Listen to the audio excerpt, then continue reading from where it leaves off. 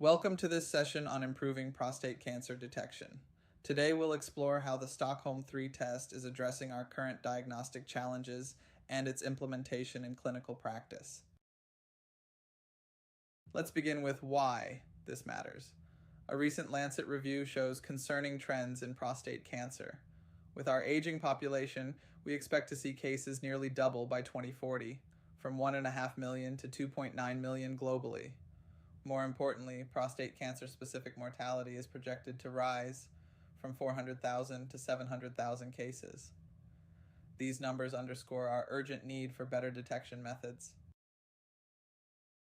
Before we dive into Stockholm3, let's understand where we are with PSA testing today. PSA is actually very effective at certain levels. When PSA is low, less than 1 or 1.5, then it's a highly reliable test. Fortunately, most men fall into this range where their likelihood of having prostate cancer is very low.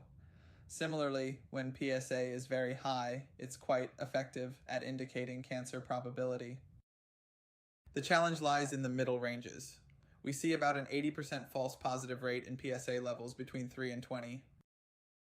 And this is important, as 30 to 50% of clinically significant cancers can be found in PSA levels between 1.5 and 3. This creates significant uncertainty in clinical decision-making. This is where Stockholm3 comes in. It's a blood test that goes beyond just PSA. We analyze multiple proteins, total and free PSA, PSP94, GDF15, and KLK2.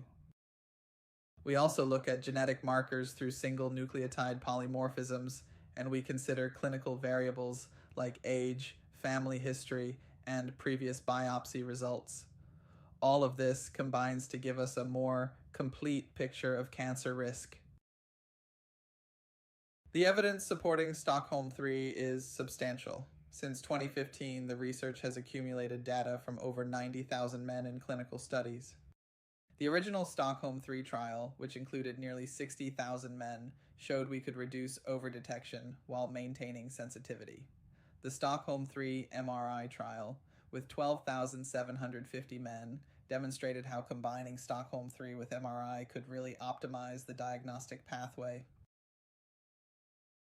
Let me highlight some key findings from these studies. The data consistently shows that Stockholm3 achieves higher accuracy than PSA and other risk calculators. The research validated these results across multiple populations: Swedish, German, Swiss, Danish, Norwegian, Canadian, and US cohorts, all showing consistent performance. Now, what's particularly important for clinical practice is that the test has been validated for MRI selection across multiple ethnicities. One of the most significant findings is Stockholm3's ability to detect clinically significant prostate cancers in that challenging PSA range of 1.5 to 3.0 nanograms per milliliter. This, combined with the test's proven ability to reduce overdiagnosis of low-grade cancer, makes Stockholm3 a particularly valuable tool for clinical decision-making. But what's particularly compelling is the real-world evidence. In Norway's Stavanger region, implementing Stockholm3 as a reflex test led to an 89% increase in detecting clinically significant cancers, while reducing low-grade cancer detection by 26%. Since 2018, over 50,000 tests have been performed in clinical practice. Let me share data from another center in Stockholm, actually our largest volume Stockholm3 center. They have been using this reflex pathway since 2018, giving the research robust data from over 12,000 men tested through 2022. This substantial sample size allowed the research to compare outcomes against other regions in Sweden using the Swedish National Prostate Cancer Registry. The research observed a clear stage migration in this center over the 5-year period. Compared to the rest of Sweden, which was using the standard PSA and MRI pathway, there was a 46% decrease in low-grade cancers. There was also an increase in detection of intermediate-risk cancers.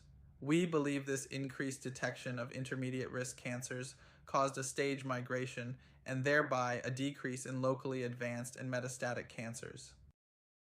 At this center, when looking at men with PSA levels between 1.5 and 3, more than half of them had clinically significant prostate cancer on their biopsy.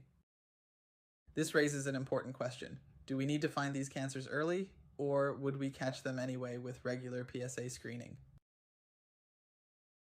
To answer this, the research now have long-term data from the original Stockholm3 trial. The trial used a paired design, where men went on for a biopsy if they had either an elevated PSA or an elevated Stockholm3 score. In this study, we looked at all men who had a radical prostatectomy and analyzed their 5-year biochemical recurrence rates. When the research looked at men with low PSA, less than 3, but with elevated Stockholm3 scores, we found something significant.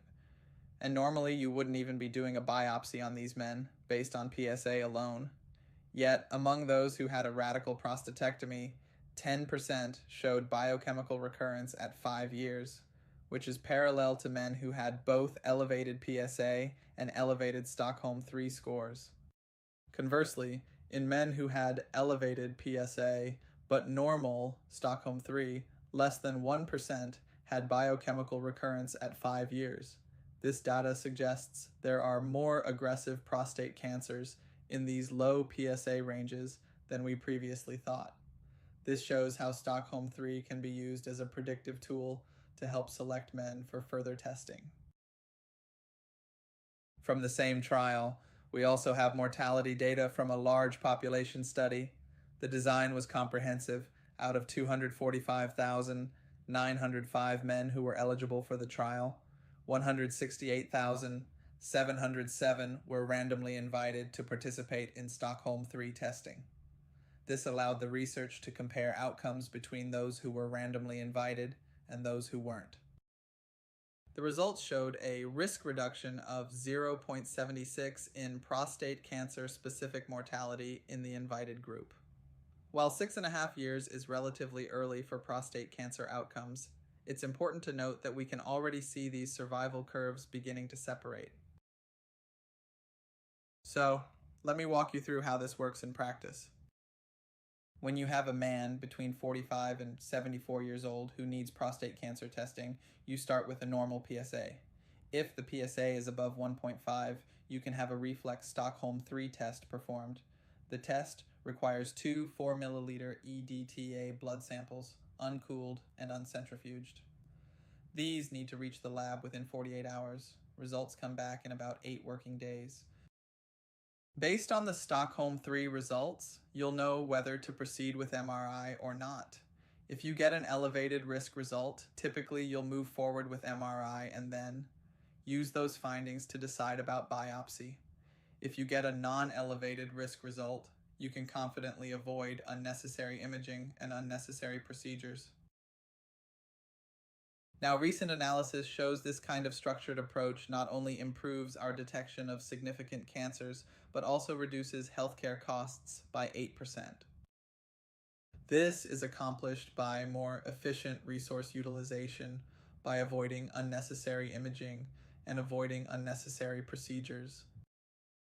This means we're not just finding cancer more effectively, we're doing it more efficiently. And that concludes our overview of Stockholm3 for today.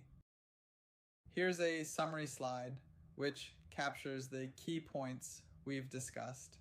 If there are any questions about the test, its implementation, or the evidence we've reviewed, feel free to write here in the chat or speak up. So, thank you everyone.